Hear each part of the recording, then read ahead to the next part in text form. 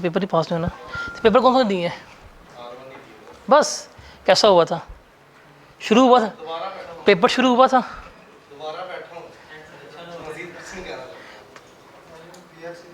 First attempt है, intro to counting पढ़ी हुई है, पास भी है।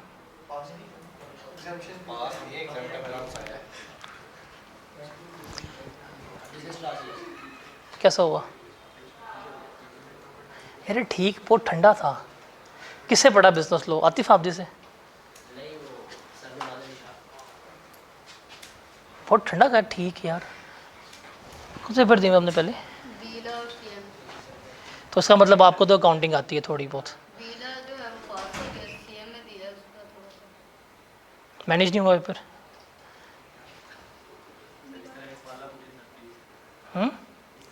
और यार देखें, फेलियर होता है हर जगह।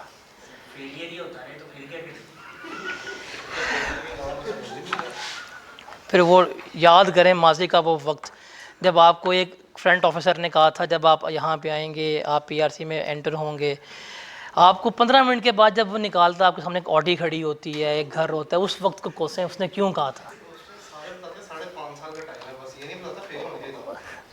वो टेक्निकली सही बताते हैं, टेक्निकली सही बताते हैं। आप उन 5.5 साल में 5.5 साल तो आप बंक करते हैं चीज़ों को दोस्तों के साथ, तो वो नहीं माइनस करनी चीज़ें।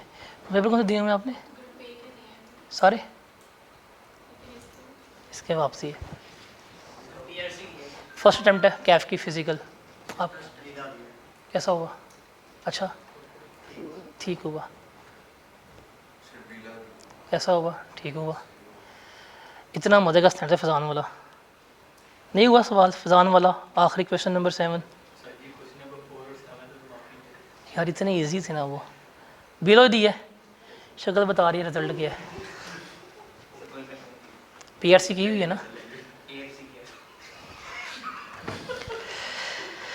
इसका मतलब इंटर एग्जाम्ट है, अकाउंटिंग आती है। चलें देखते हैं। नहीं डैमेज की बात नहीं है, आप फेलियर जब होता है आप लोग उससे डर जाते हैं, रदर देन आप उससे डरने के आप उसको सबक क्यों नहीं बनाते, कि आप अपनी रीज़न आइडेंटिफाई क्यों नहीं करते। एक अक्लमंद में और बेवकूफ़ में फ़र्क यही होता है, एक जो बेवकूफ़ आदमी है वो जब तक कोई चीज़ खुद एक्सपीरियंस नहीं करता वो नहीं सीखता। अक्लमंद वो होता है जो लोगों से सीखता है। अब मैं आपको एग्जांपल देता हूँ, सीरियस एग्जांपल। मेरा एक दोस्त है, 2 दोस्त थे, एक तो लाइक अब उससे बातचीत ही नहीं होती, he was a complete failure study, हम उसे कहते हैं। He was a topper, FSc में टॉपर, सीए में आया, बहुत सारी मैंने टॉप किया हुआ है, मुझे लैपटॉप दिया हमदा शहबाज ने। एएफसी किया, कैफ में डिस्क्वालीफाई होकर बाहर आई कैफ से। He was unable to clear his कैफ, और उसके इतना बड़ा तस्वीर घर लगी हुई है कि मुझे लैपटॉप दिया हुआ हमदा शहबाज ने, टॉपर था। हमारा एक और दोस्त था and he was a mediocre student, जो एक आई थिंक लिया से बिलोंग करता था सराइकी, जो एक गवर्नमेंट स्कूल से पढ़ के आया था, गवर्नमेंट कॉलेज से, और उसकी इंग्लिश में 4 अटैम्प्टें थी।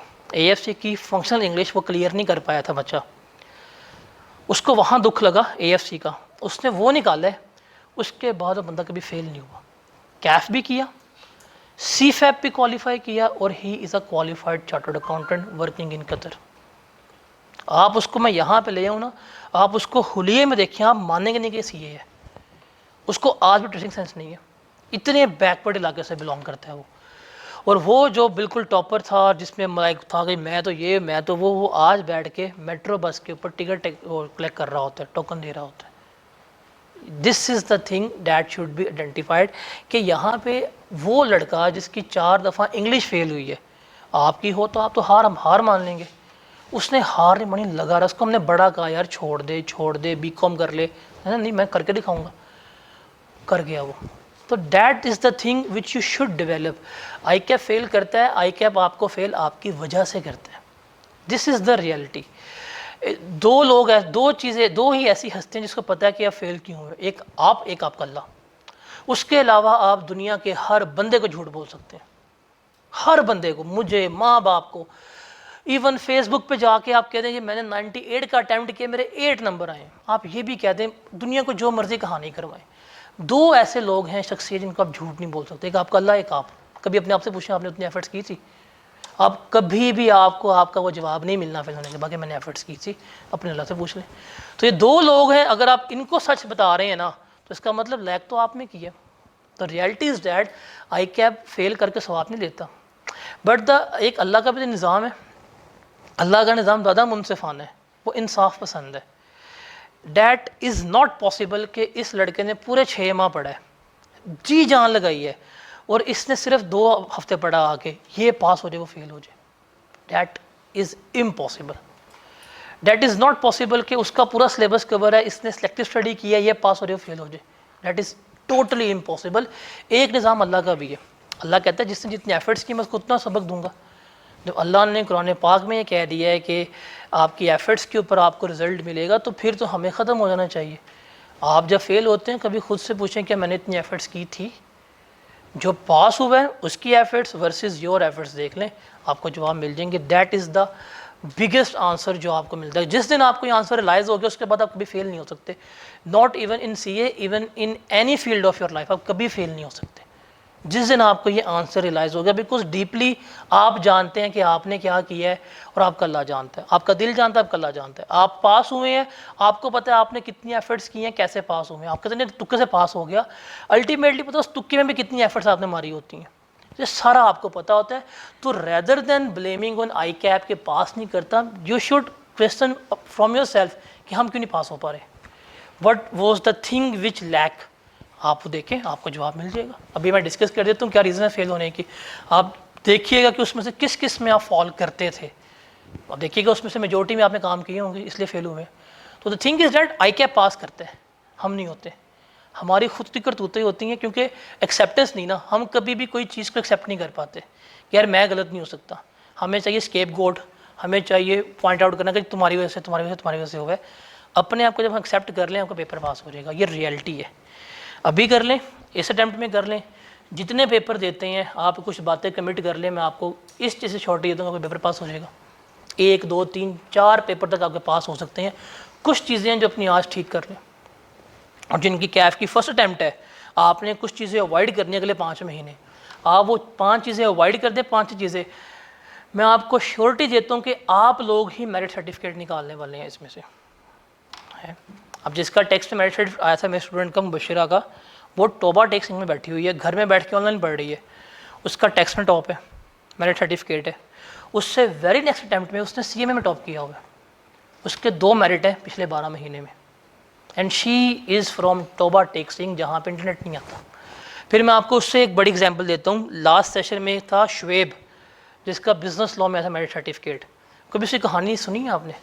उसका पूरा इंटरव्यू है, उसका घर है नारोवाल से कुछ आगे जाकर ना, कोई अंदर जाके, तो वहाँ पे सिग्नल्स नहीं आते थे इंटरनेट के। उसने लिया था फास्ट ट्रैक आखिरी महीने में 30 डेज़ का बिजनेस लॉ का, आतिफ आबदी साहब का। वो घर से उठता था, उसके घर में एक मोबाइल था, उसके बाप ने अपना घर मॉर्गेज करवाया, लोन लिया था कोई लाख रुपए का, और अपने बेटे को भेजा CA करने के लिए लाहौर, घर गिरवी रखवा के लाख रुपए का लोन लेके।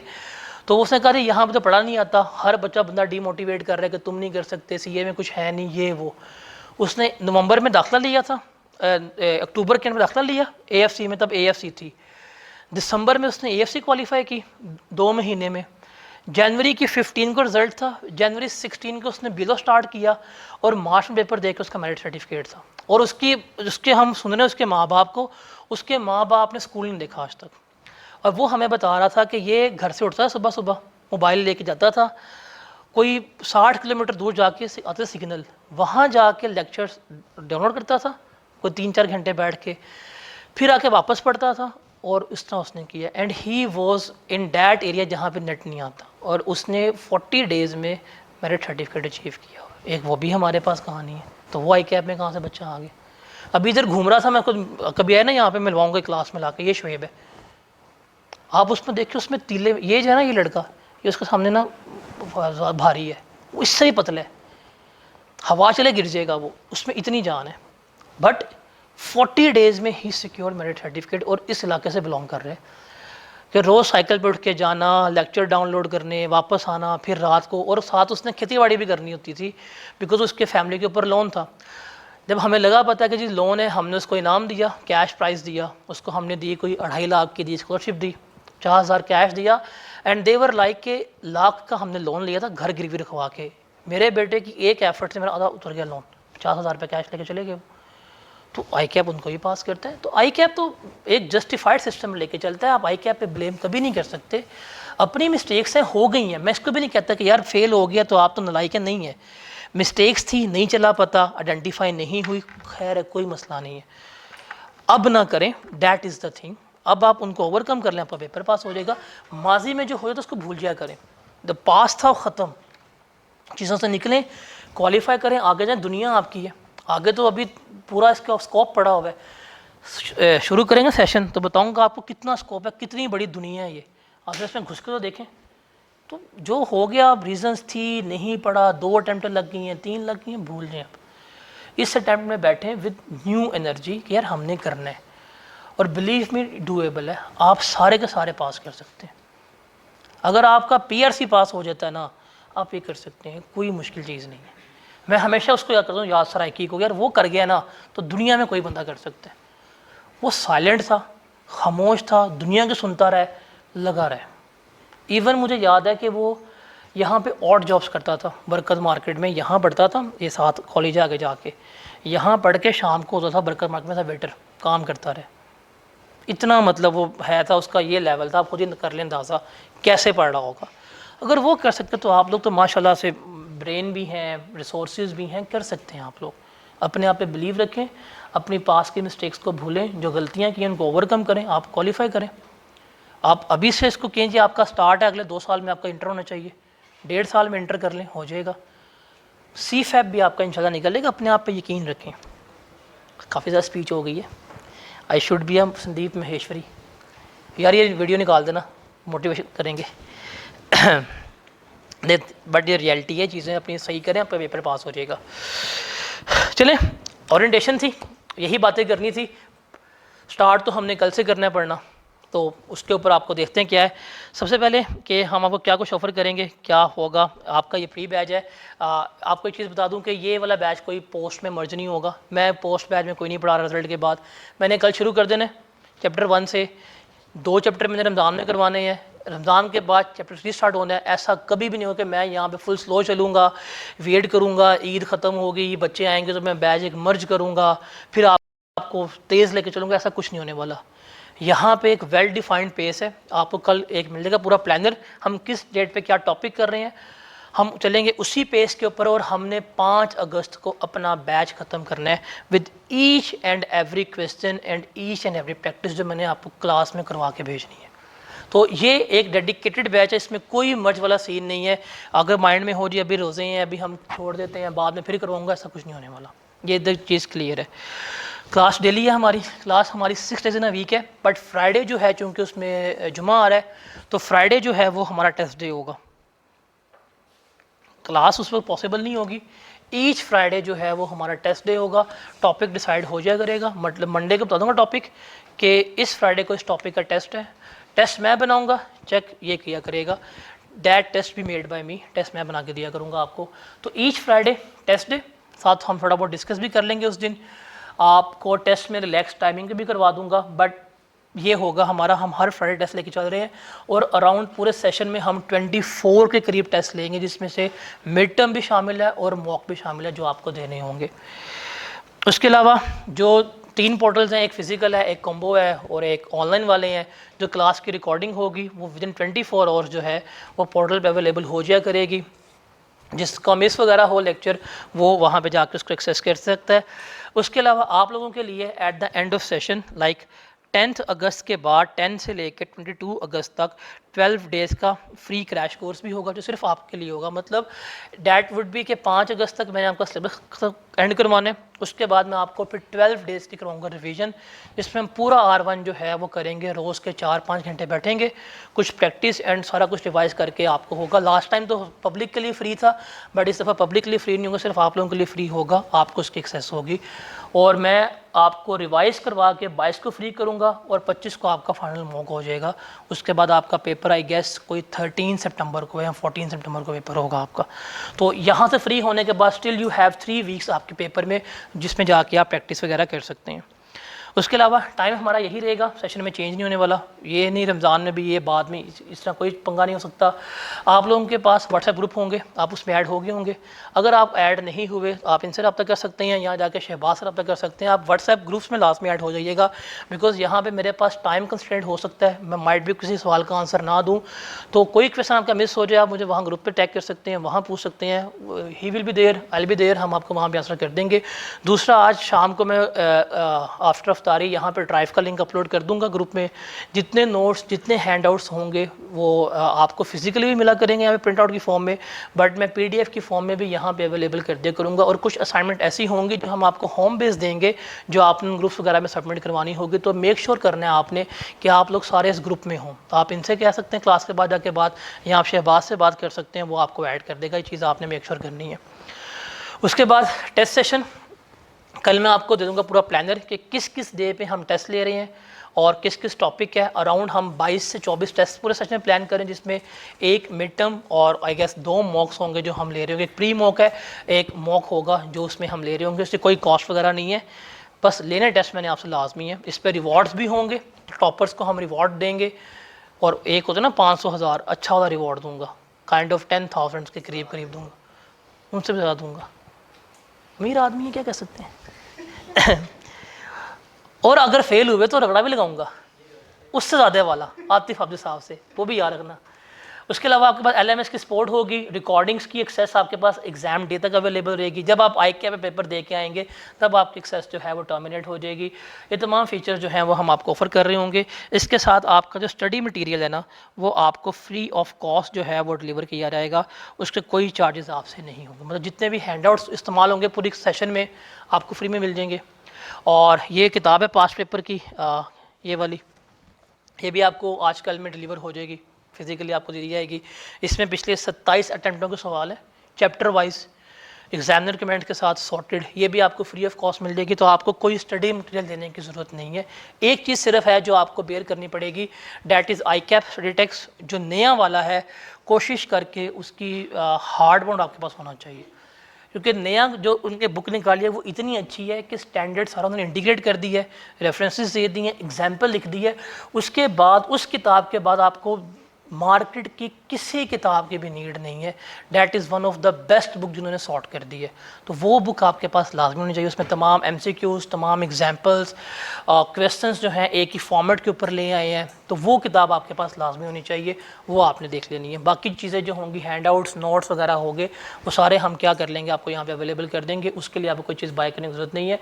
बस आपके पास एक होना चाहिए कैलकुलेटर, एक अपना ज़ाती पेन और एक रजिस्टर, ये 3 चीज़ें होनी चाहिए। बाकी चीज़ें जो हैं हम आपको प्रोवाइड कर देंगे, आप बस पढ़ने वाले बने, पढ़ाने वाले हम बहुत हैं, बहुत पैसा लगा देंगे। उसके बाद कुछ फीचर्स कि मैं आपको अगले 5 महीने क्या करने वाला हूँ, बिकॉज R1 आप मुश्किल कह रहे हैं। अभी रिसेंटली अगस्त में मैंने रिविजन्स में 13 डेज़ में कंप्लीट R1 रिवाइज करवाया हुआ है, कंप्लीट R1। अगर मैं 13 डेज़ में करवा सकता हूँ ना, तो मेरे पास 5 महीने भी हैं। तो 5 महीने में मैंने आपको ये सब्जेक्ट जो है वो घोल के पिला देना है, बिकॉज आपका जिस दिन तक पेपर नहीं हो जाता उस दिन तक तो मैं अवेलेबल हूँ। मैं अपने तमाम जो अगले 4-5 माह की एक्टिविटीज़ हैं मैं कैंसिल कर चुका हूँ कि मैं इधर ही हूँ, मैं कहीं नहीं जा रहा पाकिस्तान से, भी इधर ही बैठा हूँ। उसके बाद मूव करूँगा जहाँ भी करना है। तो अगले 5 महीने हमने इस सब्जेक्ट पे जान मारनी है, जितनी जान मार सकते हैं इसको हमने घोल के पीना है, ताकि वो जो एक डिलेमा बना हुआ है कि ये बहुत मुश्किल है, ये मुश्किल नहीं है। इस पूरी किताब में ना 3 चैप्टर मुश्किल है, जस्ट 3 चैप्टर्स हैं, बाकी ये बहुत आसान है और वो हम कर लेंगे। तो आपको इस पूरे 5 माह के प्रोसीजर में आपको हर चैप्टर के कॉम्प्रिहेंसिव नोट्स दिए जाएंगे, आपके पास किताब होगी ICAP की, उसके अलावा आपके पास जो लेक्चर्स होंगे वो दिए जाएंगे, आपको हर कंसेप्ट की लॉजिक और जितनी पॉसिबल एग्जांपल्स हैं। बिकॉज R1 में इतना बड़ा रूम है, अभी काफ़ी चीज़ें टेस्ट वगैरह नहीं हुई, तो हम ICAP की प्रैक्टिस करेंगे और हम दूसरी बॉडीज़ जो हैं उनके भी सवाल वगैरह प्रैक्टिस कर रहे होंगे जो आपके रिलेट करें, ताकि जितने भी अनसीन सिनेरियोज़ हैं हम उनको यहाँ पर टेकअप करके चलें। बिकॉज जो अभी पेपर आया R1 का वो एक टोटली अनसीन पेपर था, उस तरह के क्वेश्चन, उस तरह की एडजस्टमेंट पास्ट पेपर में नहीं मिलती है आपको। But that paper was not out of syllabus, वो पेपर का ताल्लुक सिलेबस के साथ ही था, तो हम उसको जाके प्रैक्टिस करेंगे आउट ऑफ द वे। उसके अलावा ICAP की प्रैक्टिस किट जो किताब है वो आपके पास होनी चाहिए, उसमें जो MCQs उसने ऐड किए हैं बड़े अच्छे हैं, कुछ नई MCQs ऐड की हैं, कुछ नई एग्जांपल्स ऐड की हैं। अगर आप बिल्कुल बेसिक्स पे भी है ना, आप सिर्फ उन एग्जांपल्स की मदद से 1 महीने में प्रो हो सकते हैं, जितनी अच्छी किताब है। तो वो आपके पास होनी चाहिए, हम वो क्लास में प्रैक्टिस करेंगे। ICAP पे कुछ पास्ट पेपर्स जो हैं इस किताब से हम प्रैक्टिस करेंगे क्लास में डेली जो होंगे। कुछ प्रैक्टिस क्वेश्चन ऐसे होंगे जो मैं आपको रिकॉर्डिंग की फॉर्म में दूंगा यूट्यूब के ऊपर, लाइक बेशक आप खाली फिजिकल वाले भी हैं, कुछ मैं आपको दूंगा रिकॉर्डिंग की फॉर्म में, और कुछ होंगे जो आपके क्वेश्चन होंगे असाइनमेंट बेस्ड जो आपने करने होंगे। तो हम इसको इस तरह लेकर चलेंगे, लाइक 2/3 क्वेश्चन मैं करवा दिया करूँगा, 1/3 क्लास में, 1/3 रिकॉर्डिंग में, और जो 1/3 होंगे वो आपके होंगे प्रैक्टिस के लिए, ताकि तीनों का जो है वो एम पूरा हो जाए। बिकॉज टाइम कंस्ट्रेंट बहुत है इस सेशन में। इस सेशन में 2 ईदें आ रही हैं, that cost us around 14 days, वो ले जाने हैं। फिर अभी रिज़ल्ट की छुट्टियां हो जानी हैं 1 हफ़्ते की, वो 21 डेज़ ये हो जाने हैं। फिर मुहर्रम बीच में आ रहे हैं, उसके भी 2 दिन है, कोई अराउंड 25 दिन हमारे सेशन में स्ट्रेट फॉरवर्ड ऑफ जाने हैं। तो अभी मिड टर्म का वीक है, वो भी ऑफ जाना है, क्योंकि मिड टर्म की भी क्लास नहीं होती। तो अराउंड 1 महीना इस पूरे सेशन में ऑफ है। तो टाइम कंस्ट्रेंट है, इसलिए हम इसको इस मोड पे प्रैक्टिस करेंगे। कोशिश करूँगा मैक्सिमम क्वेश्चन हम क्लास में लाइव कर लें, जो रह जाएंगे उनकी रिकॉर्डिंग, और जो उसके अलावा रह जाएंगे वो असाइनमेंट बेस्ड कर लेंगे। उसको फिर बाद में किसी दिन एक्स्ट्रा क्लास रख के इवनिंग में या जो भी रेलेवेंट टाइम मिला हम उसमें डिस्कस आउट कर लेंगे, क्योंकि वॉल्यूम ज़्यादा है क्वेश्चंस का। और मेरी ख्वाहिश है कि मैं क्वेश्चन सारे खुद करवाऊं, ताकि आपको हर क्वेश्चन में लॉजिक डेवलप कर दूं कि अगर इस तरह का सवाल है इस तरह कर सकते हैं। तो ये मेरी ख्वाहिश है, लेकिन टाइम कंस्ट्रेंट होने की वजह से हम इसको कुछ ना कुछ अल्टरनेट करेंगे, बट ये मेरी ख्वाहिश है। उसके अलावा जो इस वक्त मैं काम कर रहा हूँ, आई गेस हम पूरे चैप्टर करेंगे। अभी आपने पेपर पढ़ा होगा, अकाउंटिंग वगैरह कोई पेपर पढ़ रहे होंगे, तो उस पेपर को पढ़ने के बाद उसको रिटेन करना बड़ा मुश्किल होता है। And I am working right now on the summaries of standards, ताकि जो पूरा माइंड मैप है स्टैंडर्ड का वो डेवलप हो जाए। आपने चैप्टर पूरा कंप्लीट किया, कंप्लीट करने के बाद आपने उसको माइंड मैप देखा, उसको रीड किया, चैप्टर आपका पूरा जो है वो रिवाइज हो जाया करेगा, जिस पे मैं अभी क्या कर रहा हूँ, काम कर रहा हूँ। और रमज़ान में क्योंकि आप लोगों की पेस स्लो होगी, आप लोग अभी रोज़ों में होगे और सवाब तो कमाएंगे नहीं, तो मतलब पढ़ाई हराम हो जाती है। ऊपर से CA ईजाद भी काफ़र की है, पढ़ने वाले मुनकिर हो जाते हैं, क्योंकि आप तो कहना हम तो इंटरेस्ट की बात करें, रमज़ान में इंटरेस्ट होता हराम होता है। तो वो फिर अल्टीमेटली ना वो हराम हलाल में जब आप मुझे कंफ्यूज करेंगे, तो हम थोड़ी पेस नॉर्मल करेंगे। तो रमज़ान के महीने में तमाम जो समरीज़ हैं और ये जो है ना माइंड मैप्स वो कंप्लीट हो गए होंगे, जो आपके लिए बहुत हेल्पफुल होंगे। मतलब ये that kind of mind maps हैं। आपके पास पड़ा हो माइंड मैप, आप कोई सवाल पकड़ें, उससे आप सवाल जो है वो अटैम्प्ट कर सकते हैं। तो रेदर देन पूरा एक हम चैप्टर कंप्लीट किया 25 सफ़ों का, 30 सफ़ों का, उसको कंप्लीट रिवाइज़ करें, हम उसको बस पकड़ेंगे माइंड मैप को, हमें चैप्टर जो है वो रिवाइज़ हो जाएगा। इसके ऊपर मैं अभी एज ऑफ नाउ काम करूं, और रमज़ान में इसको मैं कंप्लीट कर लूँगा इंशाल्लाह।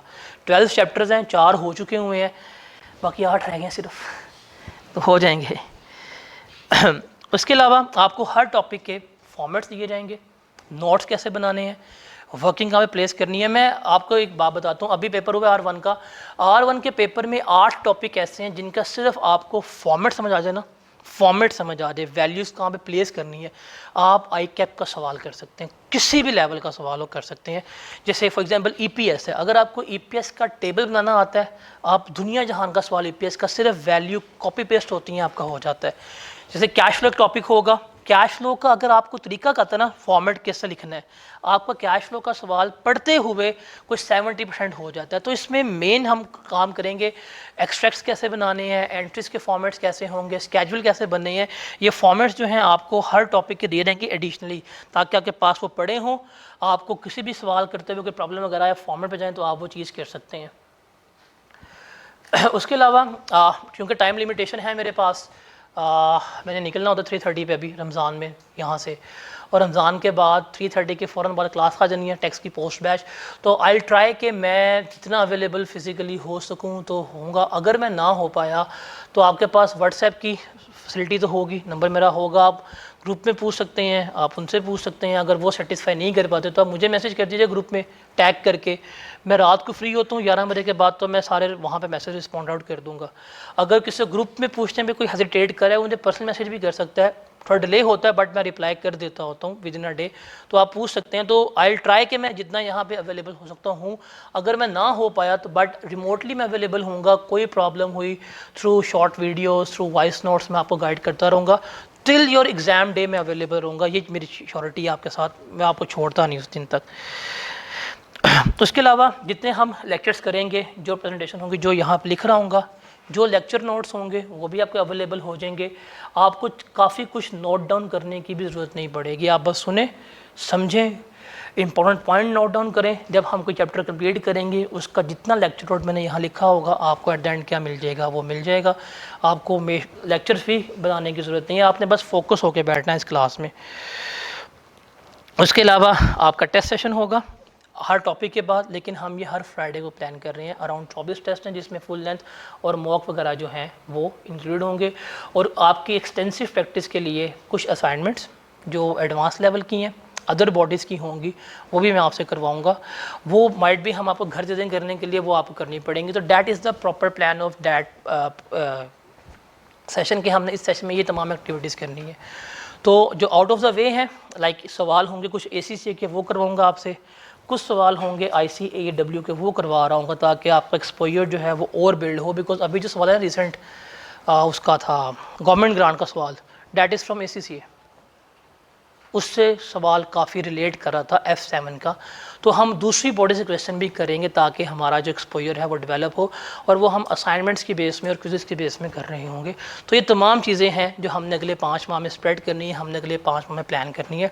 आपको लग रहा है बहुत ज़्यादा है, लेकिन इतना ज़्यादा नहीं है। अगर आप इसको चलते हैं लेके साथ कंसिस्टेंटली डेली बेस के ऊपर, 1 से 1.5 महीने के बाद आप कहते हैं मुझे R1 नहीं आती, 1-1.5 माह के बाद आप इसी R1 में एज ऑफ नाउ जाके 50 नंबर सिक्योर करने के काबिल हो जाएंगे। बस आपने चलना तरीके से है। मैं आपको बर्डनाइज नहीं करूँगा, मैं I am not saying that कि आपने 5 घंटे पढ़ना है, 6 घंटे पढ़ना है, नहीं। R1 को रोज़ का जाके 1.5 घंटा पढ़ना है, अभी से 1.5 घंटा सिर्फ, वो भी मैक्सिमम।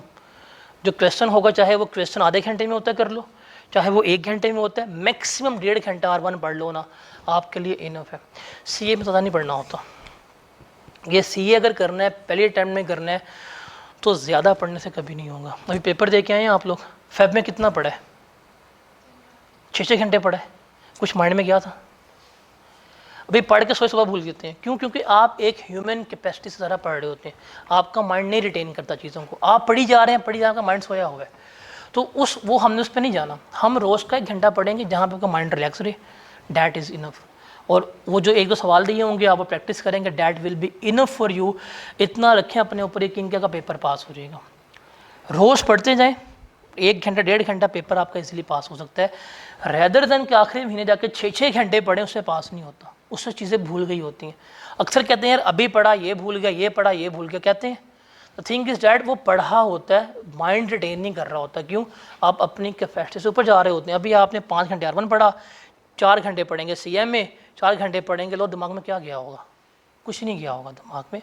तो उससे बचने के लिए, क्योंकि अभी आप पेपर दे के आए होंगे, आपका भी ये फेब का महीना बड़ा मुश्किल गया होगा, दिन भी 28 थे, ऊपर से 2 दिन कम हो गए और सिलेबस भी बहुत था। तो उससे बचने के लिए हम इसको रोज़ करेंगे। रोज़ का 1 घंटा कमिट कर लो मेरे साथ, या मैक्सिमम 1.5 घंटा, जिसमें प्रैक्टिस शामिल होगी। अगस्त के महीने में आप लोग एंजॉय कर रहे होंगे, जब दुनिया रो रही होगी जी हमारे 100 लेक्चर पेंडिंग हैं, हमारे लेक्चर 90 पेंडिंग है, आप लोग चिल कर रहे होंगे, आप लोगों के ऊपर कोई बर्डन वगैरह नहीं होगा। तो ये चीज़ आपने करनी है। और ये पेपर मुश्किल नहीं है, इस पूरे पेपर में 2 चैप्टर हैं जो मुश्किल हैं, और उसमें से भी एक आधी एडजस्टमेंट मुश्किल आती है। बाकी ये पेपर बहुत डूएबल, बहुत आसान पेपर है। ये मैं नहीं कहता, एग्जामिनर कहता, भी मैं आपको साबित कर देता हूँ, ये पेपर वाकई मुश्किल नहीं है। इस पेपर को ना अल्टीमेटली लोगों ने मुश्किल बना दी है, इसको हवा क्रिएट करती है। That is not a difficult paper. ये इससे पहले कैप 5 होता था स्कीम से पहले, और इसका अच्छा रिजल्ट था, 40s में इसका रिजल्ट था। जब ये ऊपर आया ना पेपर, तो मार्केट में हर नीम हकीम आ गया, ये कर लो, वो कर लो, ये कर लो, वो कर लो। इसको आप अल्टीमेटली पेपर को मुश्किल बनाते जा रहे हैं, और पेपर ये आसान है। मैं साबित कर सकता हूँ कि ग्रुप A में अगर डूएबल पेपर है ना, वो सबसे इजी पेपर ये है, जो आप मिनिमम एफर्ट से कर सकते हैं, जिसमें सिर्फ आपको प्रैक्टिस चाहिए थोड़ी बहुत, और थोड़ी बहुत कंसिस्टेंसी चाहिए। इससे मुश्किल पेपर लॉ का है, याद करना, रट्टे मारने होते हैं आपने, क्रिएट करने सिनेरियोज, रिलेट करने सिनेरियोज, भूल जाते हैं, लिखा नहीं आता अंग्रेज़ी, वो इससे मुश्किल है। इसमें कोई अंग्रेज़ी नहीं है लिखने वाली, इसमें जस्ट कैलकुलेशन है। अंग्रेज़ी पढ़ के उसको कैलकुलेटर पे सॉल्व करके पेपर पे तारों नंबर मिल जाते हैं। तो कंपैरेटिवली याद करने में, तैयार करने में ये आसान पेपर है। इसको पता नहीं क्यों लोगों ने मुश्किल बना दिया है, क्योंकि जब आप जाते हैं मार्केट में, किताब देखते हैं, इतनी बड़ी किताब होती है, कहते हैं यार ये किताब कैसे करेंगे, कोई 300 सवाल होते हैं, और बिलीव मी, जिसने वो किताब पूरी की वो फेल हुए। वो 300 सवाल करके आप कभी भी पास नहीं हो सकते, आप लेबोरियस काम करते हैं। ये पेपर आसान है, हम थ्रू आउट सेशन में कोई इसके 50 सवाल करेंगे, 50-55 सवाल, और मैं चैलेंज कर सकता हूँ कि उन 50-55 सवाल करने के बाद आप किससे उस बच्चे से मिलें जिसने 300 सवाल किए होंगे, उसे कुछ नहीं आता होगा। हमने काम करना है क्वालिटी के ऊपर, कंसेप्ट्स के ऊपर, उनको हमने मल्टीपल एंगल से देखना है। That is the key. ये पेपर बिलीव मी आसान है। इसमें गेम क्या है, अंग्रेज़ी पढ़ के कैलकुलेटर पकड़ के पेपर पे लिखना है नंबर, अंग्रेज़ी को नंबर में ट्रांसलेट करके लिखना है, फॉर्मेट में मार्क्स मिल जाते हैं आपको। तो ये चीज़ आपने अपने माइंड में रखनी है, ठीक है। तो ये पेपर आसान है, इसको याद रखिएगा, लिखें बेशक अपने कि R1 आसान है, डूएबल है। इसको अपने लिए इतना हवा ना बनाएं, ये इतना मुश्किल पेपर नहीं है। हमारी आपस में इंटरेक्शन कैसे होगी, क्योंकि हमारे 3 मोड ऑफ स्टडी हैं। एक फिजिकल मोड है जिसमें आप बैठे हुए हैं, एक ऑनलाइन है जो कभी मुझे नहीं मिलेंगे, जो ऑनलाइन पढ़ेंगे कभी पढ़ेंगे भी नहीं, ये जब भी कैमरे में देख रहे होंगे, क्योंकि यही लोग होंगे जो 3 माह बाद इनके 90 पेंडिंग लेक्चर्स होंगे और ये कहीं जाके पूछेंगे अब हम क्या करें। तो जो फिजिकल वाले हैं उनके लिए तो बता दिया कि मैं यहाँ पे अवेलेबल हूँगा, बट टाइम कंस्ट्रेंट है मेरे पास। हमारे पास व्हाट्सएप की सपोर्ट भी होगी, आप वहाँ पे भी आ सकते हैं और मुझे डीएम भी कर सकते हैं। मैं जब भी अवेलेबल हुआ मैं आपको रिस्पॉन्ड कर दूंगा। अगर कोई इमीडिएट काम हुआ आप सिर्फ 10 को टैग कर दीजिएगा ग्रुप में, ये आपको रिस्पॉन्ड आउट कर दिया करेगा। मेरे से कोई क्वेरी वगैरह हुई तो मुझे टैग करेंगे, मैं जब भी फ्री हुआ करूँगा। आई गेस मैं फ्री रात 11 बजे के बाद होता हूँ, तो 11 से लेकर सुबह 3 तक मैं तमाम क्वेरीज का रिप्लाई कर देता हूँ नॉर्मली, तो वो मैं कर दिया करूँगा। तो ये चीज़ है, इस तरह हम आपस में इंटरेक्ट कर रहे होंगे। अब सवाल है कि हमने पढ़ना कैसे है, ये बड़ा होता है कि पढ़ना कैसे है। कंसिस्टेंसी डेवलप नहीं होती, पढ़ा नहीं जाता, आते हैं क्लासेस में सो जाती हैं, घर जाते हैं पढ़ा नहीं जाता। तो ये कुछ स्टेप्स हैं जो एग्जामिनर गाइडेंस से और हमने अपने पर्सनल एक्सपीरियंस से ना बनाए हुए हैं कि अगर आप पढ़ना चाहते हैं ना, इसमें तो कुछ चीज़ें हैं जो आपको फॉलो करनी चाहिए। ख़ास तौर पर जो स्टेप नंबर 4, 5 और 6 है ना, ये 3 आप अपने पर वाजिब कर लें। ये 3 स्टेप्स जो हैं वाजिब कर लें, बिकॉज अभी प्रोजेक्टर पे थोड़ा सा मसला है, ये सही जूम नहीं हो रहा, फोकस नहीं हो रहा, तो ये स्लाइड्स पे भी शेयर कर दूंगा। सबसे पहले आपको जितने भी नोट्स प्रोवाइड किए जाएंगे ना, वो आपके पास हमेशा होने चाहिए। That is the key. उनके ऊपर चीज़ें जो हाईलाइटेड हैं वो होनी चाहिए। लेक्चर्स को सुने केयरफुली, जो इम्पोर्टेंट पॉइंट्स हैं ना R1 में, वो आपने ज़रा लिखने हैं। R1 में जो चीज़ें आई हैं वो कम हैं, जो नहीं आई वो बहुत ज़्यादा है। जैसे फॉर एग्जांपल बोरिंग कॉस्ट की और गवर्नमेंट ग्रांट की कॉन्ट्रा एडजस्टमेंट पेपर में आज तक नहीं आई, ये आ सकती है। तो इस तरह की चीज़ें जो इंपॉर्टेंट पॉइंट्स हैं वो आपके पास लिखे होने चाहिए कि जब भी आप कोई टॉपिक रिवाइज कर रहे हैं ना, तो वो इंपॉर्टेंट पॉइंट्स रिवाइज करें। जो पूरा लेक्चर है वो आपका रिकॉल होना चाहिए, रदर देन कि आप जाएँ, आप चैप्टर 1 से शुरू हों, पूरा चैप्टर पढ़ें, सोचें इसमें क्या था। वो अप्रोच नहीं होनी चाहिए, आप चलें इस अप्रोच से। दूसरा, कोई एक्सप्लेनेशन हो, कोई फ्यूचर पर्सपेक्टिव हो कि ये इस तरह से आ सकता है या ये हो सकता है, वो आपने लिखने हैं। आपको हर चैप्टर के एंड पे मिल जाएंगे स्टैंडर्ड की समरी। हमने किए चैप्टर कंप्लीट, इसकी समरी ये है, इसका माइंड मैप ये है, इसमें ये काम करने वाले हैं, ये स्टेप्स होंगे 5-6, ये इसका प्लानर है। वो 3-4 सफ़े होंगे, मतलब जो चैप्टर पूरा 25-30 सफ़ों का है उसका आपको 1 पेज 2 पेज फॉर्मेट मिला होगा। वो आपके रजिस्टर में हर वक्त होना चाहिए, आपके बैग में होना चाहिए। आप कभी भी कोई सवाल कर रहे हैं, कोई सवाल माइंड में आया है, वो समरी निकालें, उसको रिवाइज़ करें, आपका चैप्टर रिवाइज होना चाहिए। जब आपके पास सब कुछ अवेलेबल है तो आपकी होनी चाहिए अप्रोच कि जितनी एग्जाम्पल्स क्लास में करवा दी हैं उन एग्जाम्पल्स को एक दफ़ा हाथ से कर लें, एग्जाम्पल्स ख़ास तौर पर। बिकॉज आपके क्योंकि ओपन बुक है, ओपन बुक में आप करते हैं कैरी स्टैंडर्ड। जब आप करते हैं कैरी स्टैंडर्ड करते हैं तो उसकी एग्जाम्पल्स बड़ी इंपॉर्टेंट हो जाती हैं। तो इसलिए आई कि आपने वो एग्जाम्पल्स आपके स्टडी टेक्स्ट में इंटीग्रेट कर दी हैं जो नया आया है, तो वो अगर आप रखते हैं पास, तो एग्जाम्पल्स और जितने क्वेश्चन आप क्लास में कवर करते हैं वो आपने करने हैं। MCQ सारे क्लास में मैं खुद करवा दूँगा।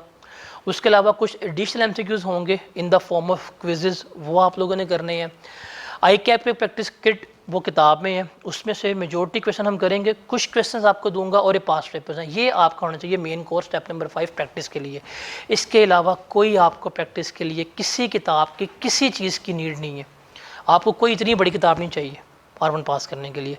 ICAP की किताब सफिशेंट है, आप उसे कर लेते हैं और जो कुछ असाइनमेंट्स वगैरह कर लेते हैं, that will be enough for you, आपका पेपर जो है वो पास हो जाएगा। उसके अलावा जो आपको फॉर्मेट्स वगैरह दिए जाएंगे उन फॉर्मेट्स में पक्के रहना है। That is the key. इसके अलावा आपको फर्दर रातें जागने की 6-6 घंटे 5-5 घंटे पढ़ने की कोई ज़रूरत नहीं है। इवन जब हम स्टार्ट करेंगे मैं आपको बताऊंगा कि अगर मुश्किल से मुश्किल सवाल भी आ जाए ना, उसमें से भी डूएबल या जो मार्क्स हैं किस तरह लिए जा सकते हैं, वो तमाम टेक्निक्स आपने अडॉप्ट करनी है। बिकॉज आपके पासिंग मार्क्स कितने हैं? 50 हैं। आपका टारगेट चाहिए कि आपने 50 नंबर सिक्योर कैसे करने हैं। आपके हर पेपर में कोई 30 नंबर मुश्किल होते हैं, अनसीन होते हैं, जो डिफ़िकल्ट होते हैं। 70 नंबर पेपर के सवाल में गिवन होते हैं, जो आपने सवाल से एक्सट्रैक्ट करके लिखने होते हैं। तो ये चीज़ आपने अडॉप्ट करनी है कि क्वेश्चन में से आपने मार्क्स किस तरह से एक्सट्रैक्ट करने हैं, ये मैं आपको सिखाऊंगा। जितने भी न्यूमेरिकल पेपर हैं आपकी ज़िंदगी में, अभी आप अटेक्स देंगे, आप R1 देंगे, आप CMA देंगे, R2 देंगे, इवन CFAP में जाएंगे, BFD में जाएंगे, जितने भी न्यूमेरिकल पेपर्स हैं, न्यूमेरिकल्स में ये आपने अप्रोच अडॉप्ट करनी है कि क्वेश्चन में से डूएबल मार्क्स कैसे निकालने हैं। आप जब क्वेश्चन रीड कर रहे होते हैं ना न्यूमेरिकल बेस, उसमें से क्वेश्चन के अंदर ही उसके सॉल्यूशन गिवन होते हैं, काफ़ी कुछ गिवन होता है, उनको निकालना, उनको लिखना इंपॉर्टेंट है। तो ये हम क्लास में सीखेंगे। अगर आप ये कुछ अप्रोचेस वगैरह डेवलप कर लेते हैं न्यूमेरिकल पेपर्स में, आपका पेपर इंशाल्लाह इस टाइम में पास हो जाएगा, ये मैं आपको श्योरिटी दे देता हूँ। तो ये कुछ स्टेप्स हैं जो क्या करने पड़ेंगे, आपको फॉलो करने पड़ेंगे। अगर आप फॉलो कर लेते हैं, आपका पेपर जो है वो पास हो जाएगा। बुक्स को भी फॉलो करेंगे। हमारा स्टडी मटेरियल क्या होगा, मतलब इस पूरे सेशन में आपको क्या कुछ होगा। एक तो आपको नोट्स मिल जाया करेंगे डेली बेस के ऊपर, आपके पास ड्राइव का लिंक होगा, उस ड्राइव के लिंक के ऊपर नोट्स आफ्टर क्लास जितना करवाया करूँगा वो अवेलेबल हो जाया करेंगे। ये हमारे नोट्स हैं। उस नोट्स के अलावा आपके पास ICAP की किताब होनी चाहिए। मैं बार बार कह रहा हूँ किताब बहुत अच्छी है। हाँ, मैं कभी भी इनकी तारीफ़ नहीं करता ICAP की, बड़ी बोंगियाँ मारते हैं किताब में, but this is the good book, ये आपके पास होनी चाहिए। उसके अलावा आपके पास लेक्चर्स रेगुलर होंगे जो आपको डिलीवर किए जाएंगे। आपके जितने भी क्वेश्चंस वगैरह मैक्सिमम हैं हम क्लास में कवर कर लेंगे। बाकी जो ना हो पाए वो आपको मैं रिकॉर्डिंग दे दूंगा यूट्यूब के ऊपर, इवन पोर्टल पे भी आ जाएंगी। और कुछ आपके पास होंगे असाइनमेंट के ऊपर। ICAP की प्रैक्टिस किट जो MCQs की है वो मैं सारी खुद करवाऊँगा क्लास में जितनी भी है। उसके अलावा जो एग्जाम्पल्स वगैरह हैं वो भी हम खुद करेंगे स्टैंडर्ड्स की, क्योंकि वो आपसे नहीं होगी। पास्ट पेपर की बुक है, ये आपको डिलीवर हो जाएगी। इसमें तमाम क्वेश्चंस हैं with examiner comments and marking scheme. Autumn 2009 से लेके ऑटम 2022 तक के सवाल हैं इसमें। चैप्टर वाइज सॉर्टेड है, एग्जामिनर कमेंट्स भी हैं, मार्किंग स्कीम भी, सब कुछ है। कोशिश करेंगे मैक्सिमम जितने हम क्लास में कर सकते हैं पास्ट पेपर्स वगैरह कर रहे हैं। तो इसके अलावा अगर आप ये कर जाते हैं, मेरे ख्याल से इसके फर्दर कोई किताब आपको ज़रूरत नहीं है, ना ही आपको उसकी नीड होनी चाहिए। और टॉपिक वाइज हमारे टेस्ट सेशन होंगे जो अराउंड 24 के करीब होंगे, जो आपने क्या करने होंगे, देने होंगे। तो ये हमारा अगले 5 महीने का ये कंटेंट है। ये आपको कोई चीज़ बाय करने की ज़रूरत नहीं है। अगर कोई नोट्स वगैरह हैं क्योंकि आपके पैकेज में शामिल है, स्टडी मटेरियल फ्री है आपका, तो फोटोकॉपी होकर इनको नोट्स वगैरह डिलीवर हो जाया करेंगे बिफोर क्लास। आपको कोई चीज़ बाय करने की ज़रूरत नहीं है एक्सेप्ट ICAP बुक जो आपको खुद लेनी पड़ेगी। बाकी तमाम नोट्स, तमाम हैंड आउट्स, ये किताब, सब कुछ जो है वो हम आपको डेली बेस के ऊपर जो नोट्स होंगे वीकली बेस के ऊपर वो हम आपको प्रोवाइड कर दिया करेंगे। मैं उसे मेल कर दिया करूँगा। वो अटेंडेंस बेस के ऊपर जितने बच्चे फिजिकल अवेलेबल हुए कॉपी करवा के वो आपको दे दिया करेगा। तो आपको वो कोई चीज़ बाय करने की एक्स्ट्रा ज़रूरत नहीं है। मार्केट में जाके इनके अलावा कोई एक्स्ट्रा चीज़ लेने की ज़रूरत नहीं है, क्योंकि इसमें से सिर्फ ICAP किताब के अलावा बाकी हर चीज़ तो हम दे रहे होंगे आपको, वो आपको देखना पड़ेगा। कुछ सिलेबस अलाउट की बात करते हैं। अब डिस्कस नहीं करूँगा सिलेबस में क्या है क्या नहीं है, बस इसको समझें कि जो ग्रिड है ना R1 का, उसमें 3 ग्रुप्स हैं, ग्रुप A, ग्रुप B और ग्रुप C। जो ग्रुप A है वो 35 से 45 मार्क्स का, वो सबसे मुश्किल ग्रुप ये है, लेकिन इसको अनफॉर्चुनेटली सबसे कम टाइम देते हैं बच्चे। ग्रुप 2 कंसेप्चुअल फ्रेमवर्क और इंटरप्रिटेशन का 20 से 30 नंबर का है, और ग्रुप C जो है वो 30 से 40 नंबर का है। आप यकीन माने जितने चैप्टर है ना, ICAP हर चैप्टर में से चीज़ पूछता है। ICAP ने अब इस तरह से अपने क्वेश्चंस की अरेंजमेंट कर दी है, आप कोई चैप्टर भी छोड़ के जाएंगे ना, आप अपना नुकसान करवा लेंगे। बिकॉज अब वो हर चैप्टर से कुछ ना कुछ पूछ रहा है। MCQs पूछ लेगा, शॉर्ट क्वेश्चन पूछ लेगा, क्वेश्चन मर्ज कर देगा, तो सिलेक्टिव स्टडी तो आप बिल्कुल भी नहीं कर सकते। अब इसमें सबसे बड़ा ग्रिड जो है वो ये वाला है, और इसमें से लॉन्ग क्वेश्चन आते हैं, 2 आने ही आने हैं। उसके बाद ये ग्रिड है, ये आसान ग्रिड है, लेकिन अनफॉर्चुनेटली इसको बड़ा मुश्किल बना दिया गया। उसके बाद सबसे इजी ग्रिड जो है वो ये वाला है। तो इस 3 ग्रिड में जो सबसे मुश्किल चैप्टर है ना वो 2 हैं, जो वाकई कहते हैं मुश्किल है, जिसको अंडरस्टैंड करने में डिफ़िकल्टी होती है, बाकी तमाम चीज़ें जो आसान है। अब ये जो ग्रिड ग्रुप ए है जिसकी वेटेज 35 से 45 मार्क्स है, इसमें कोई 3 चैप्टर आते हैं। अब आपके पास होंगे 2 किस्म के टेस्टिंग लेवल, एक होगा टेस्टिंग लेवल 2, एक है टेस्टिंग लेवल 1। जिस टॉपिक का टेस्टिंग लेवल 2 है, इसका मतलब है इसमें से मैक्सिमम 20 नंबर का सवाल आएगा मैक्सिमम। और जिस टॉपिक का टेस्टिंग लेवल 1 है, उसमें से मैक्सिमम 8 नंबर का सवाल आएगा। वो मर्ज होकर भी आ सकता है, वो इंडिविजुअल क्वेश्चन भी आ सकते हैं। अब जैसे ग्रुप ए में इक्विटी, ये 20 नंबर का सवाल है, कैश फ्लो 20 नंबर का सवाल है, और एनपीओ 20 नंबर का सवाल है।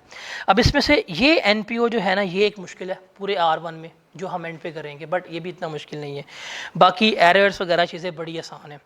फिर ग्रुप 2 में आते हैं, ये प्योर थ्योरेटिकल एरिया है, फ्रेमवर्क प्योर थियरी 5-6 नंबर की हर अटैम्प्ट में उसने पूछनी है।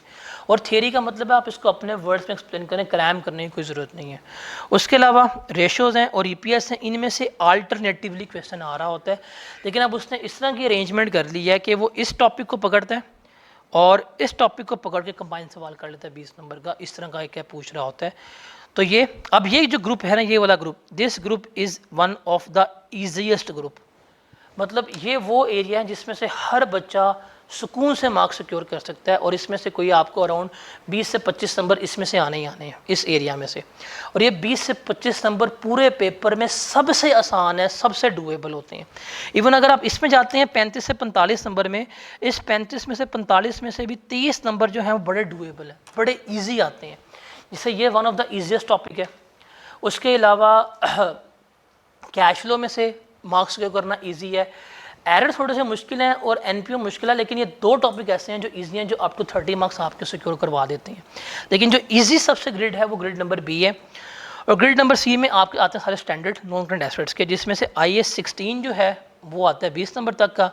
बाकी तमाम जो हैं वो मैक्सिमम 8 नंबर के आते हैं, और इनको कंबाइन करके क्या करता है वो सवाल पूछ रहा होता है, मतलब इनको मर्ज करके सवाल 20 नंबर का पूछ लेता है, ये है। और इसमें से भी ये ग्रिड भी कंपैरेटिवली इजी है, सिर्फ इसमें से इसका चूँकि वॉल्यूम ज़्यादा है, वॉल्यूम ज़्यादा होने की वजह से बच्चे कंफ्यूज होते हैं। बट IAS 16 में चीज़ें सिर्फ सर्टेन ही है, जो 5-6 चीज़ें करनी होती हैं आपके सवाल हो जाते हैं, क्योंकि इसमें कैलकुलेशन बहुत ज़्यादा है, बच्चे कंफ्यूज वहाँ पे होते हैं। तो ये थोड़ा सा आप कह सकते हैं, ये आप इसको नंबर 2 पे रख लें। नंबर 1 पे ईजीनेस में ये है, और सबसे मुश्किल आप इसे कह सकते हैं। अब इसमें से जो मुश्किल चैप्टर है, एक ये था NPO वाला, और दूसरा चैप्टर होता है अंडरस्टैंडिंग में ये वाला, जो बच्चों को तंग कर रहा होता है पूरी किताब में। अब पूरी किताब में ये 2 सवाल जो हैं, इसमें से मैक्सिमम 30-35 नंबर का पेपर आना है इन 2 एरिया में से, जिसमें से IAS 16 इतना हो जाता है बच्चे का कि वो उसमें से पासिंग मार्क्स सिक्योर कर सकता है। इन 2 के अलावा पूरे R1 के सिलेबस में कोई चैप्टर मुश्किल नहीं है। ये चैप्टर, इसमें कुल मिला के 5 एंट्रीज़ हैं, अगर आप करते हैं, आपको आती हैं, आपका चैप्टर पूरा हो जाता है। बोरिंग कॉस्ट का 2 टेबल बनाने हैं, आपको सिखाने हैं, वो 2 टेबल बन जाते हैं, पूरी बोरिंग कॉस्ट हर किस्म की हो जाती है। इम्पेयरमेंट में आपको सिर्फ 2 चीज़ें समझानी होती हैं, कैसे निकालनी है, क्राइटेरिया क्या होगा, डैट इज़ इनफ। इसका सिर्फ आपको एक ट्री समझाना है। मतलब ये जो 4 टॉपिक है, ये कुछ भी नहीं है, सिर्फ इस पर आपका क्या होता है, टाइम वेस्ट लग रहा होता है। सिमिलरली अगर आप यहाँ पे आते हैं EPS में, इस पर सिर्फ मैं आपको अगर 2 टेबल करवा दूँ ना, आपको वो टेबल समझ आ दे, आप दुनिया जहान का सवाल EPS से कर सकते हैं। अगर आपको मैथमेटिक्स आती है ना, न्यूमरेटर और डिनोमिनेटर आता है, तो रेशोस की इंटरप्रिटेशन हो जाती है, इतना आसान है। तो ये चीज़ें आसान है, सिर्फ 2 चीज़ें R1 में मुश्किल हैं, इनका वॉल्यूम ज़्यादा है, वॉल्यूम की वजह से मुश्किल लगती है, बाकी R1 का पेपर आसान है। फिर कहता हूँ, आपने बिला वजह इस पेपर को मुश्किल बना दिया, या इसको मुश्किल बना के प्रेजेंट किया जाता है, I don't know why, but this is the easy paper. Securable marks इसमें से बहुत ज़्यादा मिल सकते हैं आपको, इस चीज़ पे आपको जो है बिलीव करना चाहिए। 2 एरिया मुश्किल हैं जो मैं मानता हूँ वो वॉल्यूम के लिहाज से मुश्किल है, नंबर ऑफ़ क्वेश्चन ज़्यादा है, नंबर ऑफ़ प्रैक्टिस क्वेश्चन ज़्यादा है, वो इस पर्सपेक्टिव से मुश्किल है, बट वो भी ईजी है। तो इसको इस चीज़ पे रखें कि आपका पेपर डूएबल और पेपर आपका ईजी है, इसको आपने करना है।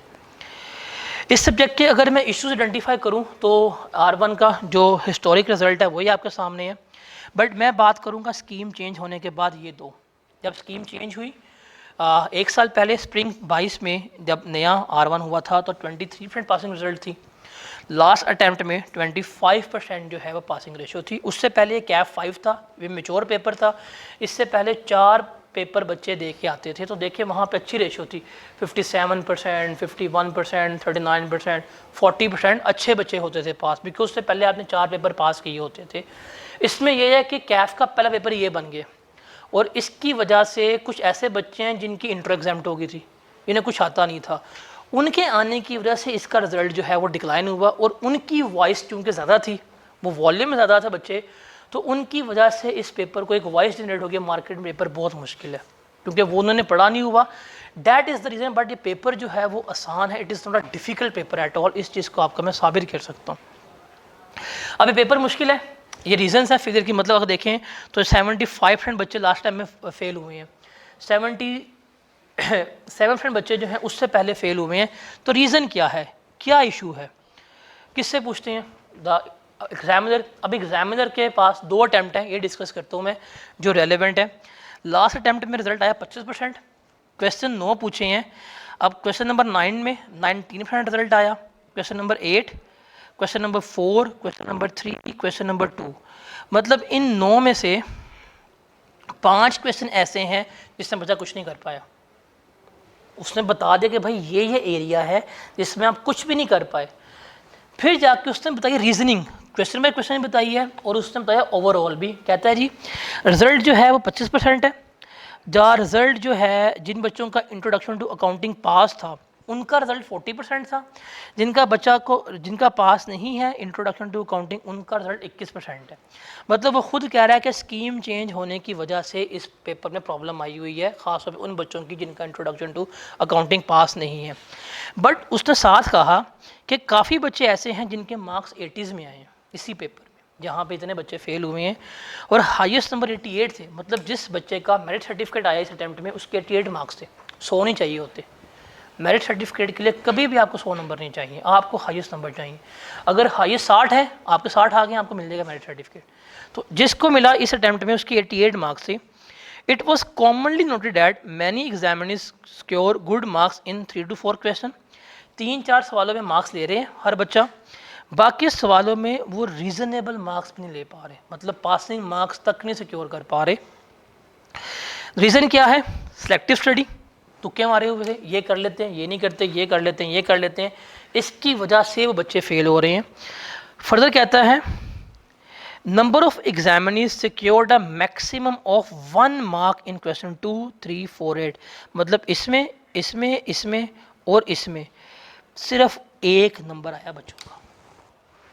अब ये क्वेश्चन जो है that was 18 marks, that was 8, 7, 8, ये सवाल के नंबर थे। आप खुद देख लें, जिसके 18 में से 1 नंबर आते हो, जिसके 8 में से 1 नंबर आते हो, कि उसने तैयारी की होगी? उसने कभी तैयारी नहीं की होगी। बिकॉज R1 के पेपर में बताऊँ आपको, अगर फॉर्मेट आता है आप फॉर्मेट ड्रॉ कर दें, उस पर अगर आप 3-4 वैल्यूज भी प्लेस कर देना आपको 4-5 नंबर मिल जाते हैं।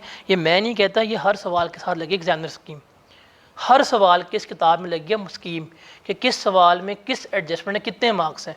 आप देखें कभी तो ये वो बच्चे हैं जिन्होंने ये सवाल किए नहीं, जिनको आते ही नहीं थे, बिकॉज 1 नंबर इनका सिक्योर हुआ है यहाँ पे। फर्दर कहते हैं examiners struggle to obtain easy marks available in the paper which could had been achieve by basic preparation, कि अगर थोड़ा बहुत तैयार किया होता तो बेसिक मार्क्स ले सकते थे। ये है ऑटम 22 का एग्जामिनर का, उसने अच्छा खासा दिखा दिया आईना के भाईजान तुम्हारी अपनी करतूत है, तुम खुद फेल हो रहे, मैं तुम्हें फेल नहीं कर रहा। ये जज्बाती हुआ होगा। चलते हैं स्प्रिंग 22 में 23% रिजल्ट था, 9 क्वेश्चन आए हैं, 1, 2, 3, 4, 5, फिर 5 क्वेश्चन जो है वो प्रॉब्लमेटिक है। उसने यही कहा कि रिजल्ट 23% है। जिनका इंट्रोडक्शन टू अकाउंटिंग पास था उनका रिजल्ट 42% था, जिनका नहीं पास उनका 17% था। उसने पहली बात तो अपने पे ले ली कि मैंने स्कीम चेंज किया इसलिए प्रॉब्लम आ रही है। आगे फिर कहते हैं परफॉर्मेंस जो है वो वेरी कर रही है एक आंसर स्क्रिप्ट से दूसरे, मतलब कभी अर्श पे कभी फर्श पे, एक ने लिखा बहुत अच्छा, एक ने कुछ लिखा ही नहीं हुआ, बड़ा जुल्म हुआ उसके साथ बेचारे के साथ। There were many examinees who secured marks in 80s and the highest marks was 95। मतलब इस अटैम्प्ट में जिसको मिला था मेरिट सर्टिफिकेट उसके 95 नंबर थे। Some examiners secure good marks in 3 to 4 question, but fail to obtain reasonable marks in remaining question. फिर कहते हैं अबाउट 1/3 एग्जामिनर्स, मतलब 33% ऐसे बच्चे थे who did not secured any marks in question 1, 3 and 5. इसमें और इसमें एक मार्क्स भी सिक्योर नहीं कर पाए. इस अटैम्प्ट में R1 में कोई 8,800 बच्चे अपेयर हुए थे. आप 8,800 में इसका 33% निकालने कितना बनता है, निकालना ज़रा. 8500 का कर लें. 8500 का 33% कितना बनता है? 2805 बच्चे ऐसे थे जो इन सवालों में एक मार्क्स भी सिक्योर नहीं कर पाए, 0 पे खड़े हुए थे. Who is the responsible? Examiner था? नहीं. बताते हैं it seems that they did not study these area of syllabus. उन्होंने पढ़ा ही नहीं है. अजम्पशन ली थी कि ये टॉपिक आएंगे नहीं क्योंकि नए थे, बिकॉज ये तीनों टॉपिक नए थे. इसमें एक था सवाल एरर का, एक था EPS का, और आई गेस एक था सस्पेंस अकाउंट का. 3 सवाल ये थे. Some of the examiners were struggling to obtain the easy marks available in the paper which could have been achieved in the basic preparation. तो ये इसने बताया 2 अटैम्प्टें हैं और इन 2 अटैम्प्टों में वो जो बात बता रहा है हमें पढ़ ही नहीं रहे. उसने चिल्ला के बताया भाईजान तुम ये कर रहे हो, इतनी तुम्हारी, मतलब 2000 बच्चा ऐसा है जो इन सवालों में एक नंबर नहीं सिक्योर कर पा रहा. तो इसका ब्लेम ICAP पे नहीं होना चाहिए ना.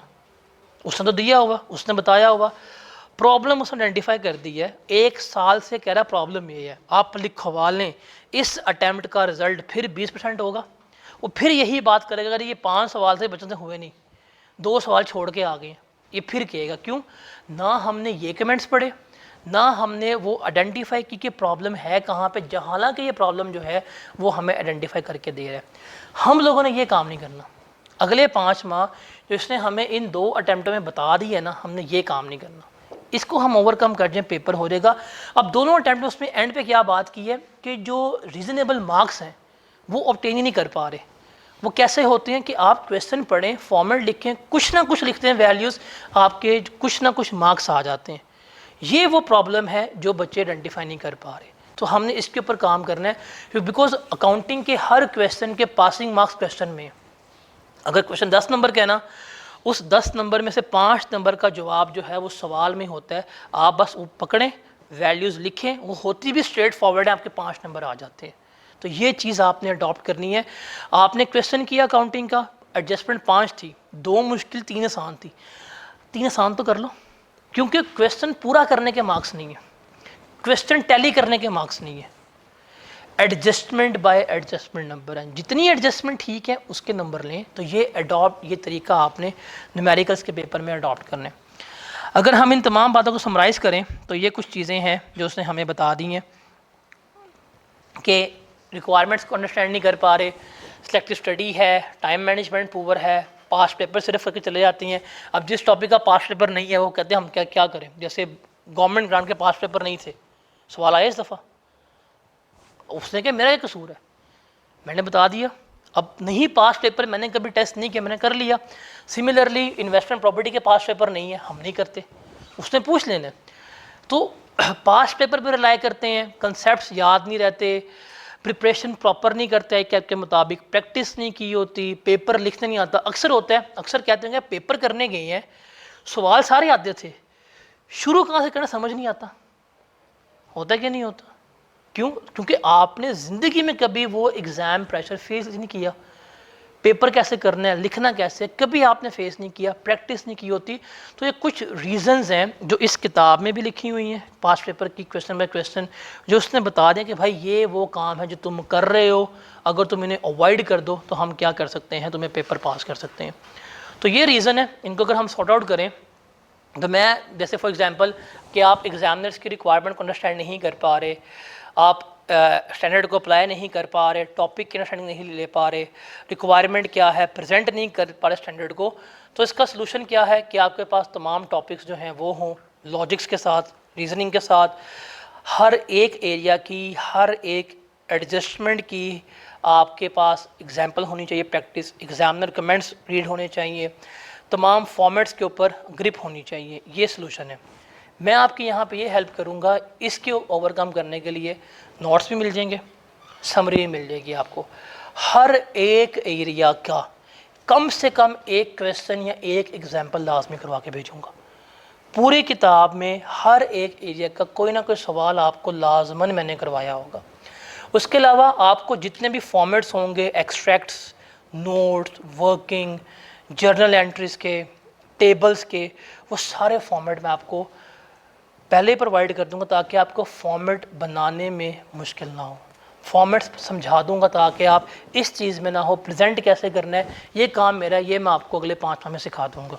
ये उसने आइडेंटिफाई की प्रॉब्लम, इसका सलूशन प्रोवाइड करना मेरी जिम्मेदारी है। उसके अलावा second C problem selective study, ये छोड़ दें, ये हम पूरा करेंगे।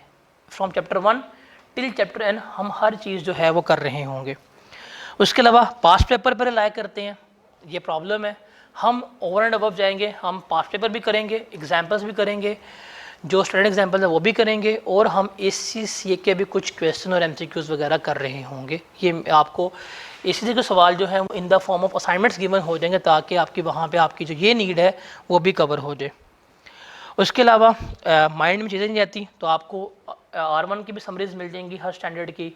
प्रिपरेशन नहीं हो पाती, हम प्रॉपर ग्रिड फॉलो करेंगे। अभी ग्रिड दिखाएं हैं, जिस ग्रिड की जितनी वेटेज है, जितना टेस्टिंग लेवल है, हम वो सब कुछ क्या करेंगे क्लास में फॉलो कर रहे होंगे। उसके अलावा प्रैक्टिस के लिए आपके पास टेस्ट होंगे। हर जो फ्राइडे है वो टेस्ट लिया जाएगा आपसे, अराउंड 20-22 टेस्ट जो हैं इंक्लूडिंग 2 मॉक्स जो हैं वो इस सेशन में मैं आपसे प्लान कर लूँगा। इसके अलावा असाइनमेंट्स और क्विज़ अलग होंगे, तो वो हम यहाँ पे सारे क्या कर रहे होंगे, लेके चल रहे होंगे। ये कुछ बातें हैं ये जो आपको होनी चाहिए कि सिलेक्टिव स्टडी आपने कभी भी नहीं करनी। रिपोर्टिंग के पेपर को मिनिमम ना रोज़ का 1 घंटा अगर दे सकते हो ना, कम से कम इनफ है। कल से जितना मैं बढ़ाता हूँ घर जाओ उसी को रिवाइज करके सुबह आ जाओ, that is enough for you. आपको पेपर आता होगा। ये कभी अपना काम पेंडिंग ना कीजिएगा। बेशक आधा घंटा लग रहा है, घंटा लग रहा है, डेली का काम डेली करते जाएं। आखिरी मंथ को रखें रिवीजन के लिए। टेस्ट में लाजमी होना है प्रेजेंस। बेशक आपको एक एडजस्टमेंट आती है, टेस्ट आपने लाजमन देना है, टेस्ट नहीं छोड़ना आपने। और कुछ ऐसे प्लेटफॉर्म्स हैं जिनको आपने अगले 5 माह अवॉइड करने हैं, जो आपको डिमोटिवेट करते हैं, जहाँ पे जाते हैं मशवरा मांगने के लिए बट वो आपको कहते हैं यार तुम तो हो इस काबिल नहीं। कुछ सोशल मीडिया के प्लेटफॉर्म्स को आपने अवॉइड करना है। अगर आप चाहते हैं कि आप पीसफुली अपने आप को कैरी करना चाहते हैं, पेपर पास करना चाहते हैं, तो यहाँ फोकस रखें, पेपर आपका इंशाल्लाह पास हो जाएगा। तो that was all about this. कल मैं आपको राइट बिफोर स्टार्टिंग क्लास आपको मिल जाएगा पूरा आपका प्लानर कि हम किस किस डे पे क्या कुछ कर रहे हैं, टॉपिक कौन सा है, हमारा प्रैक्टिस वाला डे कौन सा है, एक्स्ट्रा क्लास किस दिन कोई रखनी है, टेस्ट किस दिन होंगे। कल पूरा जो आपका अगला 10 अगस्त तक का कैलेंडर है डे वाइज वो आपको मिल जाएगा, उसके मुताबिक हम शुरू करेंगे। तो साथ साथ आपके पास किताब होनी चाहिए कैप की, वो अभी नहीं है तो हम नोट्स वगैरह अवेलेबल कर देंगे स्लाइड्स की फॉर्म में। कल हम स्टार्ट करेंगे बिल्कुल बेसिक IAS 16 से। आपको नहीं भी आती कोई परेशानी की बात नहीं है, हम उसको इतना कर लेंगे बेसिक से कि आपको परेशानी नहीं होगी। तो हम रमज़ान में ऑल्दो थोड़ी सी पेस स्लो होगी बट टारगेट यही है रमज़ान में एटलीस्ट 3 स्टैंडर्ड्स जो हैं वो कर लें और वो हो जाएंगे। प्रैक्टिस भी सफिशिएंट करनी है बिकॉज आज तो सिर्फ मैंने गाइड करना था, मोटिवेट करना था, भाईजान डूएबल पेपर है, पेपर ये हो सकता है। कल से हम इसको कर रहे हैं। तो रही बात, कल आपको मिल जाएगा आपका टेस्ट का स्केजुअल भी कि किस किस डे टेस्ट होंगे, और टेस्ट पे आपको हम, अगर आप टेस्ट में फोकस होते हैं, एफर्ट्स करते हैं, तो हम आपको टेस्ट पे रिवॉर्ड्स भी देंगे। एंड रिवॉर्ड माइट भी जो टॉपर होगा टेस्ट का उसको अगले सेशन में मैं SBI की किसी सब्जेक्ट की फ़ीस पूरी कर दूँ स्पॉन्सर। यहाँ पे कोई भी सब्जेक्ट की फ़ी मैं उसको पूरी दे सकता हूँ, स्पॉन्सर कर सकता हूँ, इंक्लूडिंग PP, या कोई कैश प्राइस लाइक 10,000 दे सकते हैं। सेकंड वाले को कोई 50% ऑफ, इस तरह कुछ ना कोई रिवॉर्ड्स जो है वो हम कल अनाउंस कर देंगे। तो ये रिवॉर्ड्स का सिर्फ मकसद ये है कि आप लोगों को कंसिस्टेंट करना कि आप लोग टेस्ट दें, बेशक लालच में दें या जो से मर्जी टेस्ट दें। आप टेस्ट दें, आपके पहले 5 टेस्ट होते हैं ख़राब, कोई मसला नहीं। आप पूरा सेशन फेल हो टेस्ट में, कोई मसला नहीं है, बिकॉज अल्टीमेटली जब आप जाएंगे ना ICAP में आप वहाँ पास हो जाएंगे। तो ये चीज़ आपने मेक श्योर करनी है। अगर टेस्ट नहीं देंगे ना फिर हम उल्टा कर लेंगे इनको। अगर वहाँ पर रिवॉर्ड है तो वहाँ पर सज़ा भी कर लेंगे, सज़ा और जज़ा तो होनी चाहिए कि नहीं। अगर हम रिवॉर्ड अच्छे खासे देने लगे हैं तो फिर उनको अच्छा खासा रगड़ना भी चाहिए, गंदा फेरेंगे इनको हाजी साहब वाला। तो that was all about this. कल आपको मिल जाएगा प्लानर, कल हम IAS 16 स्टार्ट करेंगे। आप कोई क्वेश्चंस वगैरह हैं पूछ सकते हैं, तो कल से बैठे करके नियत इंशाल्लाह पेपर ये पास हो जाएगा। अगर आपके पहले पेपर फेल हुए हैं तो उससे घबराएं नहीं, उनसे सीखें माजी की गलतियों से, और इस अटैम्प्ट में अपना पेपर पास करें जितने भी अपेयर कर रहे हैं। ये कुछ बातें जो ख़ास तौर पर एंड पे है थी, इनको लाजमी आपने ओवरकम करना है जो फेल हो चुके हैं, और जिनकी फ़र्स्ट अटैम्प्ट है आप लोगों ने ये काम बिल्कुल भी नहीं करने, आपका पेपर जो है वो पास हो जाएगा। ठीक है जी जनाब, कोई सवाल है तो बताएं, अदरवाइज़ फिर हम चलते हैं। क्लास इसके बाद आप लोगों की निकलो।